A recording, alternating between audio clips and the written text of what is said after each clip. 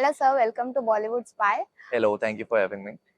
दहेज दासी नाम ही सुन के बहुत अच्छा लग रहा है। सोशल इशू पे ये दिख रहा है। Yes. तो जब आपको ये पहली बार शो ऑफर हुआ था और आपने स्क्रिप्ट रीड किया था, तो क्या चीज थी जो आपको इस शो को करने के लिए हाँ बोला आपने? बस आपके क्वेश्चन में ही सवाल जवाब है। मुझे बस वही स्टोरी बहुत यूनिक लगी थी एंड मुझे बेसिकली ज़्यादातर मुझे ये लगा था कि जो मेकर्स हैं इनके वो नाम जो थे वो मुझे ज़्यादा इंटरेस्ट किए थे इस शो के लिए। फिर उसके बाद जो कहानी थी जैसे रघुवीर सर थे और फिर रविंद्र गौतम सर थे, तो रघु सर का तो फेमस है कि मतलब वो ऐसी कहानियाँ बहुत लिख चुके हैं पहले भी जी। और बहुत बड़े शोज दिए उन्होंने। और रविंद्र सर का भी फेमस था, उतने बड़े डायरेक्टर हैं और फिर उसके बाद कहानी फिर उसके बाद जब हुआ कि वापस राजस्थान पे लिख रहे हैं और ये ऐसे चीज़ों पे लिख रहे हैं, ऐसे प्रथाओं पे लिख रहे हैं, तो मुझे बहुत इंटरेस्टिंग लगा कि इसमें बहुत सारी चीज़ें करने के लिए मिलेंगी। कि जब जैसे ऐसे प्रथाओं पे जाते हैं ना तो बहुत एक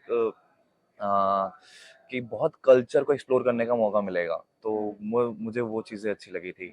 और also it is my first lead show, so that is why I was interested in doing this. Okay.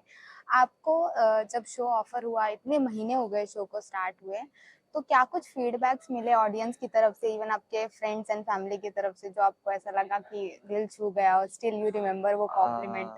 तो एवरीवन वाज लाइकिंग इट, ऐसा कुछ नहीं। मम्मा को बस बहुत अच्छा लग रहा था। मतलब मेरे पेरेंट्स बस थोड़े से इमोशनल हो गए थे उस चीज़ों पे कि मतलब एज एन हीरो देखना उनको, मतलब जो चीज़ें ऐसा सोच के आए थे या कुछ भी कि अब तक मतलब छोटे भाई का किया है या वैसा किया, तो after seeing me in a lead character, तो वो लोग बहुत इमोशनल हुए थे। और फ्रेंड्स लोग भी बस यही चीज़ें देख के मतलब कि हाँ, कि इतना टाइम हो गया बॉम्बे, 3 साल हो गए मेरे को आए हुए, तो धीरे धीरे करते करते करते कैसे कैसे today I have achieved it and अब कर रहे हैं। और इस पे भी हम चैनल का नंबर 1 थे हमने जब ओपन किया, तो everyone was quite emotional about it.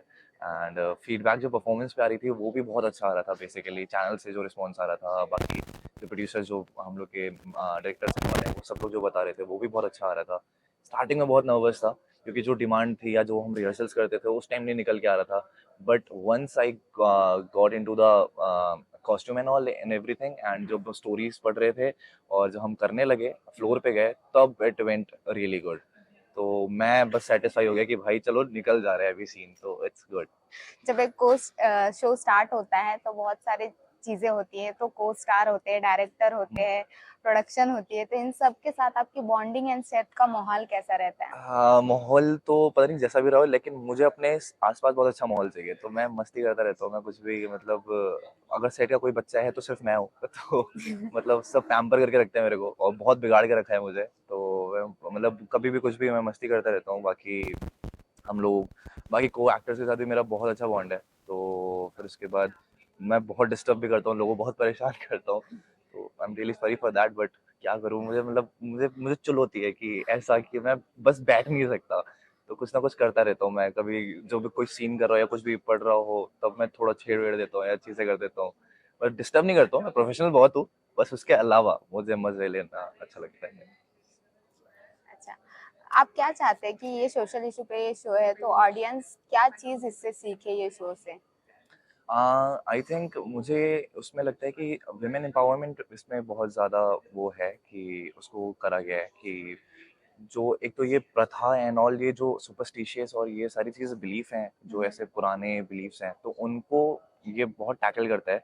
और जहाँ हमारे जैसे हमारा जो टारगेट ऑडियंस है वो भी ऐसे ही एरियाज के लिए या ऐसे कल्चर में है, तो मेरे ख्याल से वहाँ तक ये शो पहुँच रहा है एंड इट्स गुड कि वहाँ पर लोगों को अच्छा लग रहा है एंड मतलब वो इससे इंस्पायर हो रहे हैं चीज़ों से, एंड उनको पता चल रहा है कि ठीक है, ये कल्चर जो है बहुत हद तक जैसा चला आ रहा था ये ज़रूरी नहीं है कि वैसे ही चलता रहना चाहिए, there should be a logic behind it. तो वो चीज़ बस उनको दिमाग में आनी चाहिए एंड उससे कुछ सीखना चाहिए ये। जी।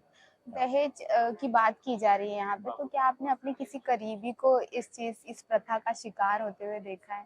हाँ, मैं दिल्ली से हूँ और मैं नोएडा से हूँ, मतलब मैं नोएडा में रहता हूँ और फिर उसके बाद मेरे आसपास अभी भी बहुत सारे एरियाज़ हैं जहाँ पर इसको बहुत मतलब प्राउडली वो करा जा रहा है। सो इट्स मतलब उनका वो कल्चर चला आ रहा है और फिर पता नहीं दोनों साइड से भी इट्स ओके विद देम। तो आई डोंट थिंक सो कि मतलब ऐसा होना चाहिए। इट्स इसके पीछे एक जो चीज़ें थी कि किस लिए शुरू किया गया था, इट वाज़ लाइक कि अपनी बेटी को आप दूसरे घर में भेज रहे हो तो उसके अच्छे के लिए आप चीज़ें कर रहे होते हो। बट उसको किस तरह से मिसयूज़ करने लगे लोग तो वो गलत है, और उसको कैसे मार्केट करने लगे लोग वो गलत है। तो आई थिंक वो आगे चल के जैसे अब थोड़ा-सा मॉडर्नाइज़ेशन आ रहा है, कुछ बड़े सिटीज़ में ऐसा नहीं हो रहा है या चीज़ें नहीं हो रही हैं, लेकिन कहीं-कहीं पर हो रहा है, तो आई थिंक वो स्टॉप होना चाहिए।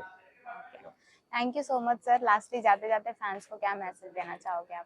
फैन्स के लिए बस यही सारे मैसेजेस कि आप लोग बहुत सारा प्यार दे रहे हैं, जहाँ पर भी हमें देख रहे हैं, और अगर आप लोग तक और पहुँच रहा है तो आप और लोगों तक पहुँचाइए इस शो को, और देखिए बस ऐसे ही और खूब सारा प्यार देते रहिए। Thank you so much. Thank you so much.